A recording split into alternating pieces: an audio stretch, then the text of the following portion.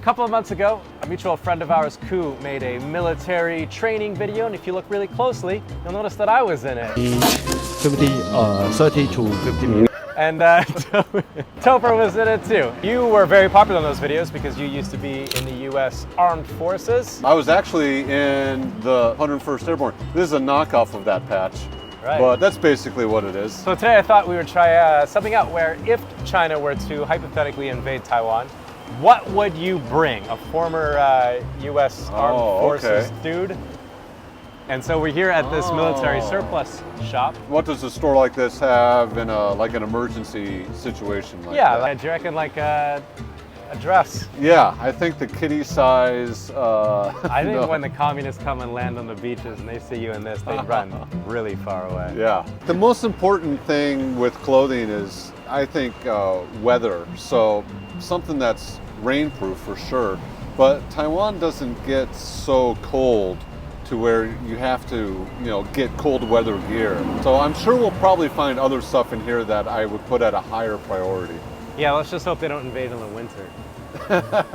So let's look through some of this stuff and you tell me what's useful and what isn't. Like, do you think like urban camo is valuable here? No, I wouldn't even bother with anything like that. If you're in an urban environment, I would just wear like black. A turban? What? They do it. It works. Well, you said it because it rhymes with urban. Oh, that's the other side of my joke. Urban turbans. Honestly, I would try and get out of a city center. Yeah. Obviously an invader is going to focus their efforts on the city center. So I would try to leave if I could. But if you're stuck there, your probably best bet of survival is to not look like a soldier. To just look like an everyday, ordinary, I work in a restaurant, I'm no threat to any invading force. I was in an invading force, and that's how the Iraqi army survived. A lot of them, they just ditched all of their uniforms, but they still operated in just plain clothes. Wow, that's what you should have just gone there in jeans. I think the M16 might have given you away. Yeah. Camouflage is good if you're going to be in a forested area. If you're going to stay in the city, I would not look like I was associated with the military at all. Right, yeah. Well, hopefully they haven't watched your videos Haha. before they invade. Protecting yourself from the sun, protecting your ears, a good hat, that's not, I have one of these just for hiking. That's the other thing that surprised me about Ku's video is they made her take our shirts off, and I was like, what kind of invasion is this, you guys? Yeah. I didn't know. As soon as the communists come on the beach, it's the first thing I'm doing. Taking my shirt off. Hell yeah. No, they were just trying to make it hard for us. Like, something like this would be useful for carrying around gear that you need to get access to quickly. But I wouldn't put it as a priority. Yeah, you and I could probably fit a couple of dictionaries in there. Yeah. 学中文呐，听不懂。 Well, should we see what they have inside? Let's do it. All right. They got a lot of stuff in here. Yeah, they do. This is bigger than I thought it was going to be. That's what she said. Yeah, this is what she Sorry, said. I had to. These are just things that you can attach on the outside of a backpack or onto a vest.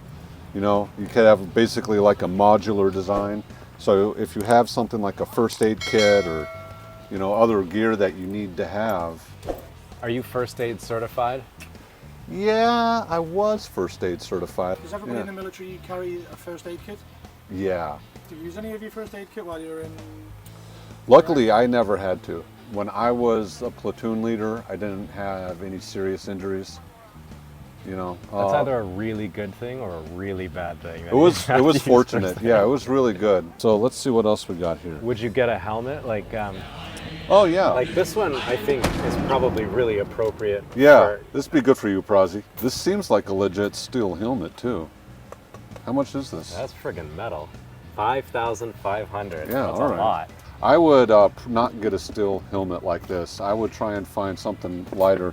I'm not sure if this seems too light to be actual bullet resistant. Yeah, this is... It's not bulletproof. It says right on the helmet. Yeah, it's even cheaper. This one probably is. Probably. This would be better than nothing, but you'd have to think, if you're out in the sun, that black helmet's going to get so hot. I don't know that that's your biggest issue, walking around in a Nazi helmet. Take the sticker off, right? Yeah. These are super useful. These are worth their weight in gold.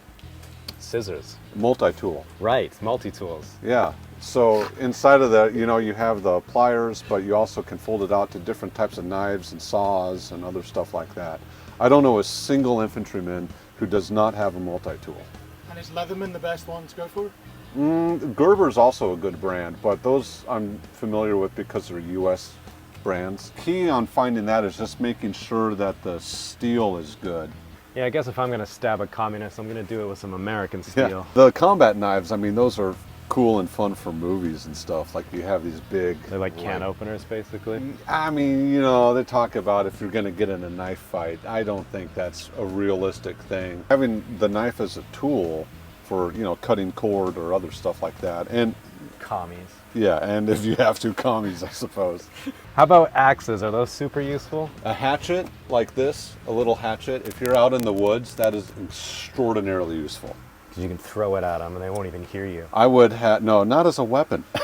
Right. I mean, I guess as a weapon if you have to.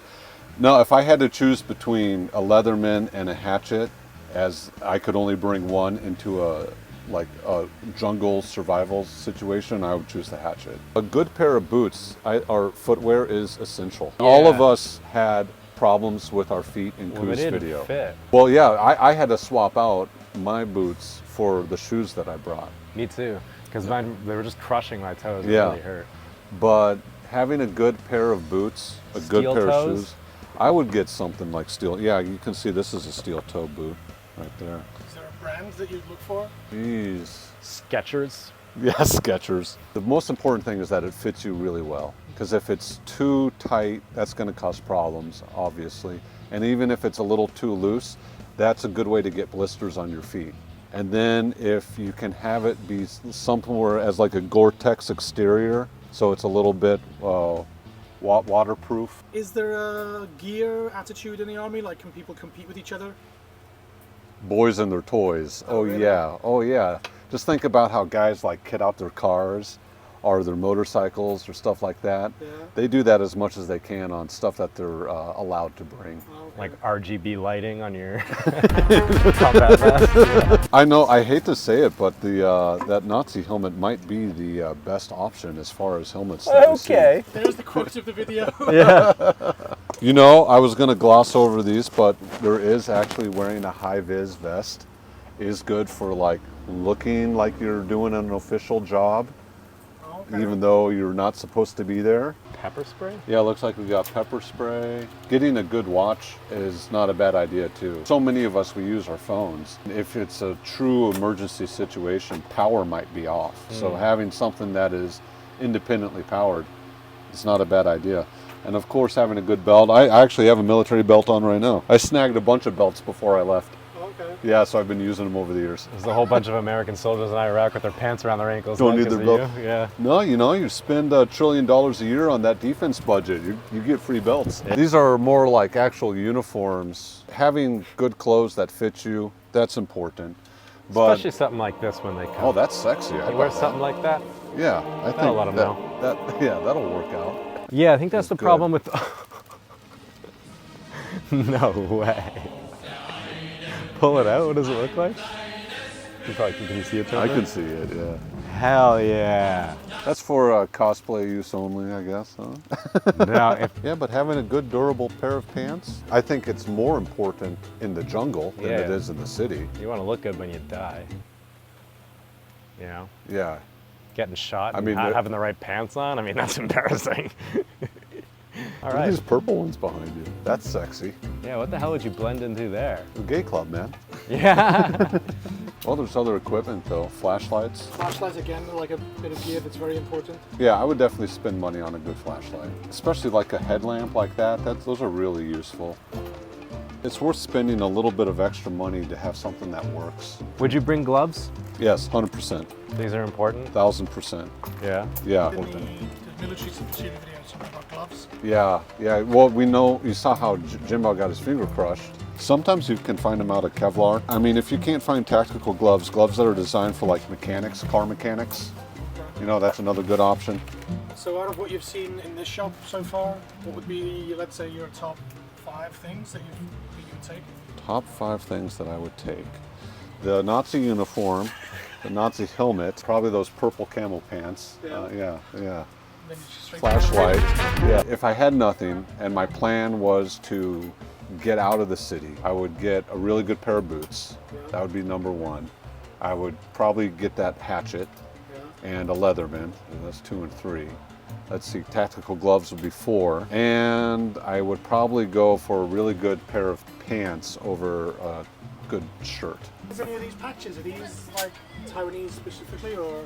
A lot of them look like Air Force style patches, but I don't recognize any of them. These are awards, so if you earn an award for something, then you can wear this is called a ribbon. Okay. On your uniform. Get one for just being in Iraq. The highest award that I was given was the Bronze Star.